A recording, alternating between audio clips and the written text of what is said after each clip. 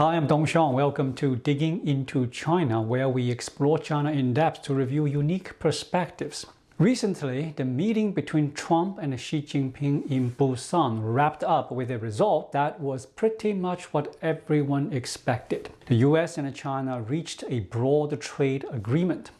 Last weekend, the White House released the specifics of the talks, and more details came to light. In this episode, we will pull together some of those details from the White House version, the news version, and the Chinese side's version to break down what really came out of this Trump-Xi summit. We'll look at the negotiation outcomes, figure out if it's Xi Jinping who came out on his knees or Trump who backed down, and see what kind of impact this Trump-Xi deal might have on all of us. Let's start by looking at the content of the agreement. Overall, if you boil it down roughly, the deal split into what concessions the US made and what concessions China made. Based on the specifics released by the White House, we can see that China's concessions are mainly focused on these 4 points.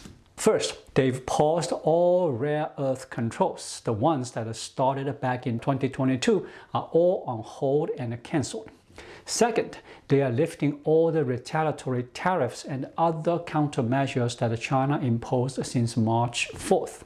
Third, they are helping the US crack down hard on fentanyl, and they have agreed to sell TikTok. Fourth, they are committed to buy some US agricultural products and other goods like timber, oil, and airplanes. And there are target amounts spelled out for things like how much soybeans and how many planes. China has to buy 12 million tons of soybeans this year and then 25 million tons a year for the next 3 years. That's worth about $60 billion. Just to add a quick note here, this soybean purchase scale isn't actually that big. Last year, China bought 25 million tons too, so they are not promising to buy any more than that. On the plane side, it looks like they are set to buy 500 Boeing aircraft at around $100 billion. Of course, there are some other things China promised to do, but they are not crucial, so I won't get into them here. Now that we've covered China's concessions, let's talk about US side. The US concessions so far boil down to mainly 2 things. One, they are cutting tariffs on China by 10%, dropping the fentanyl tariffs from 20% down to 10%. 2, they are pausing some export restrictions on China, like the ones on automotive chips, and halting certain trade investigations. With that, the actual tariff level the US is imposing on China comes out to about 45% to 47%. How does that tariff amount break down? It includes the Section 301 tariffs, which the Biden administration kept in place. They are around 25% to 27%. Then the fentanyl tariffs at 10%, and the lingering Liberation Day tariffs at 10%, which adds up to 45% to 47%. Before the Trump-Xi meeting, the actual tariffs were sitting at 55% to 57%. The Trump-Xi summit in Korea didn't touch on the Taiwan issue or the NVIDIA high-end chip problem. And speaking of that, we can make a quick comparison right here. The real outcome of these US-China talks this time is China eased up on rare earth controls, paused and lifted all the sanctions from when the trade war kicked off, committed to buying some US products, promised to help the US manage fentanyl, and agreed to sell TikTok, all in exchange for Trump cutting tariffs by 10% and easing some export restrictions. To me, this kind of result is both a win-win and a lose-lose. You might want to call me out on that. How can it be both a win-win and a lose-lose? Well, it depends on the angle you are looking from. From a tactical perspective, it's a win-win. From a strategic one, it's a lose-lose. Let's start with the tactical angle. Looking at the local battle lines, Trump, of course, feels like he won. From the tariff levels before and after the trade war, right from the beginning of the year when the US started slapping on those fentanyl tariffs and escalating all the way up to where both sides had tariffs over 150% at one point, with all sorts of added sanctions like ship port fees, 50% corporate equity transparency rules, and so on. The final terms ended up being pretty complicated. But if you ultra-simplify this messy trade process, it's like after a round of back and forth between Trump and Xi Jinping, the US ended up with an extra 20% in tariffs on China, and China didn't hit back with any countermeasures. Plus, Trump got some promises from Xi Jinping, like a willingness to help the US tackle the fentanyl issue, sell TikTok, and commit to extra purchases of things including oil and airplanes and whatnot. However you slice it, Trump came out ahead. But does Trump coming out ahead mean Xi Jinping got down on his knees? Not exactly. If you stand in Xi Jinping's shoes, he won too. This trade negotiation really did achieve a rare win-win. From Xi Jinping's perspective, turning the trade war into something like this is actually pretty good. Trump started the trade war. China hit back hard, and at first everyone thought Xi Jinping's counterpunch would trigger unprecedented sanctions and retaliation from the US. But the negotiation outcome, while China is down 20% in tariffs and has to buy some US stuff, is just that, only down 20% in tariffs and only having to buy some US stuff. No comparison, no pain. Trump's round of trade war started out aimed just at China, but it quickly turned into the Liberation Day tariffs on April 2nd, and then it was going global. Under this global tariff blitz, China's final negotiation result isn't bad compared to the pack. China's extra tariffs are 20%. I want to emphasize extra tariffs, meaning the fentanyl tariff at 10% and the Liberation Day tariff at 10%. The EU, Japan, and Korea are at 15%, Mexico at 30%, Canada at 35%, India and Brazil both at 50%. And to stress again, these are extra tariffs after the trade war, not the final tariff levels. China's overall tariff level is still on the high side. But measured just by extra tariffs, China isn't high. It's on par with Vietnam. Switch angles a bit. For China's 20% tariffs, the actual cost isn't that much. Japan, to get their 15% tariff cut, shelled out a total price of $550 billion in investments to the US, $172 billion in US weapons, $83 billion in US agricultural products, and 100 Boeing planes. China, on the other hand, probably just needs to buy about $60 billion in soybeans and an unknown amount of oil, plus 500 planes, which is around $100 billion in planes, and sell TikTok to swap for that 20% extra tariff. Comparing the final costs and the gains, it's pretty even with Japan. And if you look at all the countries in the trade war, China ended up taking a 20% hit at a relatively low cost.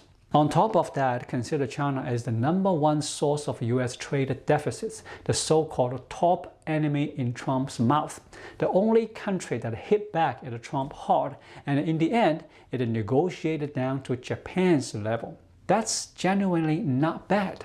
You could say Xi Jinping won without any issue. What's more, after the Trump-Xi summit, Trump even called it a G2 summit, giving Xi Jinping a massive pat on the back and a huge face. For Xi Jinping, that's basically winning big time. Now let's get into why it's a lose-lose. The US-China trade war dragged on to where it is today. Really, both sides are on a path to mutual losses. Of course, this loss hits the two sides a bit different. For the US, it's a small loss. For China, it's a big one. What I talked about earlier was just wins and losses on the battlefield. The real wins and the losses come down to the big picture strategy. What was Trump's original goal in starting the trade war? It was to fix the trade deficit, to bring manufacturing back home, to pull off that deglobalization makeover. That's the foundation of Trump economics. He rejects the trade deficits, meaning he rejects the US buying more and selling less. He wants manufacturing to flow back to America. But after Trump hammered out this round of tariffs, can it solve the US-China trade deficit now? Can it bring manufacturing back to the US? Sure, some manufacturing will flow back, but on a limited scale. Trump's big initial goal just isn't going to happen. Under Xi Jinping's strong counterattack, Trump had to retreat to some extent back to old-school globalism, especially on issues like rare earth. If he really wants to bring the rare earth industry back to the US, Trump still needs the G7 to team up, then rally allies like the Philippines and India to work on rare earth together. That whole approach is still globalist, a Western alliance play, not the America First isolationism Trump style. In other words, Trump economics has basically gone unfinished under Xi Jinping's pushback. The tariffs are just a respectable way to wrap it up. Since Trump's policies have all gone unfinished, why am I still calling the US losses a small one? Because America is ultimately a democracy. It has midterms, it has the next big election. If Trump doesn't perform well, he'll get voted out. We can already see Trump himself clearly shifting direction. The global alliance idea is getting reinforced again. Trump's initial plan was to sacrifice some of America's image and prestige, fully reverse globalization, and complete the manufacturing return. But after this wave, the actual result is America sacrificed the prestige and image, just picking up a few small gains here and a few small gains there. Losing that much image for these little wins, yeah, that's a loss. It looks like it's ending right about now, especially after Xi Jinping's counterattack. Trump clearly doesn't have the appetite anymore to go toe-to-toe with the whole world on trade wars. So the damage isn't enough to call huge, just a small loss. Now shifting to the China side, we need to think about this with the same big strategy mindset for China. China fought the trade war so fiercely. What's the ultimate goal they are chasing? Is it to avoid the US tariffs? To win some face in the game with America? To snag a great power rising G2 slogan? No, they can't be it. Those things might help Xi Jinping boost his authority inside of the party. He can leverage fighting Trump to a draw to quickly solidify his clout. But clearly that's not what China's trade war fight was originally about. As the biggest beneficiary of globalization, China's core purpose in the trade war was obviously to keep protecting the globalization system so that all countries, including the US, can keep accepting Chinese products. Better yet, embracing them, not thinking about the decoupling from China. The ideal scenario would even be China seizing Trump's disruption as a chance to step in and replace America as the top standard barrier of globalization, getting everyone to huddle around China and push global ties. Did Xi Jinping pull that off in this trade war? Short term, there is a bit of effect. At least the negotiation outcome means the US is only hitting China with an extra 20% in tariffs. But long term, not really, especially after Xi Jinping hit back at the US with the rare earth move. That actually deepened other countries' fears of China. This round of Xi Jinping's rare earth counterpunch wasn't just aimed at the US, it was an indiscriminate strike hitting multiple countries including the EU, Japan, and Korea. After this play, instead of building an image as the big brother of globalization, it just reinforced everyone's stereotype that you can't put all your manufacturing eggs in the China basket. Trump's indiscriminate tariffs might look like bully moves, but the way China countered America made China look even more like the bully. Trump's friend or foe doesn't matter approach had already chilled the hearts of Western countries, Japan and Korea. they were starting to drift away from America and toward China a bit. But then this rare earth restriction wave hits, and everyone realizes leaning on China might be even riskier. America's trade war is at the worst high tariffs, not letting you sell stuff to me. China's trade war is a straight up rare earth blockade, not letting you produce at all. Compare side by side, China comes off as way scarier. After this round of clashes, it's clear. The big strategy goal of defending globalization and keeping the world from rejecting China, not achieved. Forget about replacing America as the globalization big brother. That shows up right after the trade war talks wrapped. Sure, the US and China called a truce, but the very next day, the G7 announced they are forming a critical minerals alliance to counter China. Treasury Secretary Scott Bessent and the EU spokesperson both came out saying they are gearing up preparations, determined not to let China strangle the supply chain. Canada might not be as tight with the US as before, a bit at odds now, but it's still not getting too cozy with China. It's signing military deals with the Philippines and the like. Of course, the trade war's external headaches are just small stuff. For China, the bigger wound is actually how this trade war boosted Xi Jinping's confidence. Keep this in mind. We've got to separate China from the CCP and separate Xi Jinping from the CCP. For Xi Jinping, this trade war was a straight-up win. He reached an unprecedented high status among CCP leaders, fulfilling a dream no previous CCP leader even dared to dream of bumping up against the US. But this kind of confidence from Xi Jinping might not be good for China.